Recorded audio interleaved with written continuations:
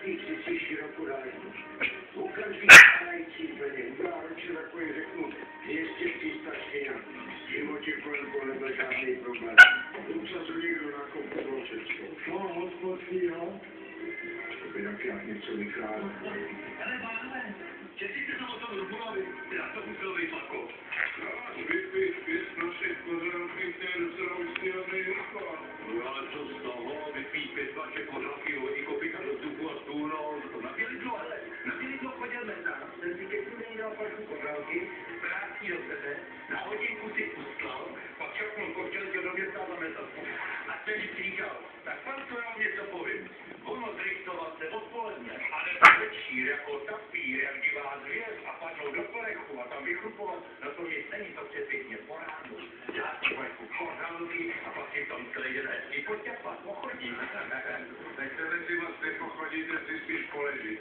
Z právnického hlediska až do posledního soudu. To je charakterní. Jak si lidi dneska chovají, chodíte jak dobytek, nedává to pozor ani na mě, ani na Albětku. Prosím, paní, mohl bych něco zeptat?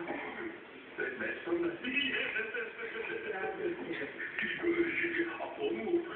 Mě má pan šéf rád, madam. Skutečně, já mám rád svého šéfa, pan šéf má rád mě, víte, pane šéf. Žení vás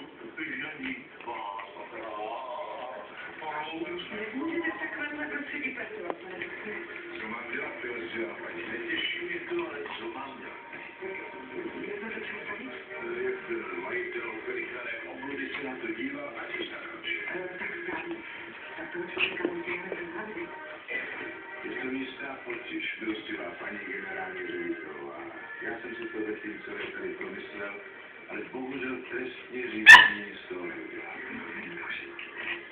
To musí existovat nějaká spravedlnost. Ona existuje, ale já jsem povinován vás upozornit na to, že tento spor nebude nejjednodušší. Nehledě na jeho finanční náročnost.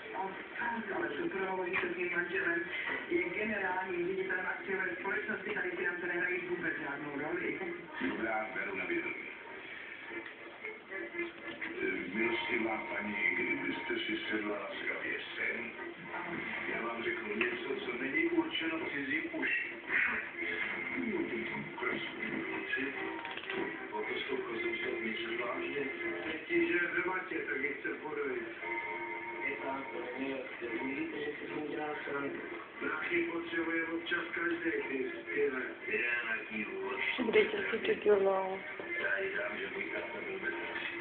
A nevím? Ale v tom případě, že ten tvůj byl raz. No, já se za to nestydím. Musího sádat na mě doma vždycky plné škope. To zlobivý. A první kožený kalhoty se ten ve 4 letech.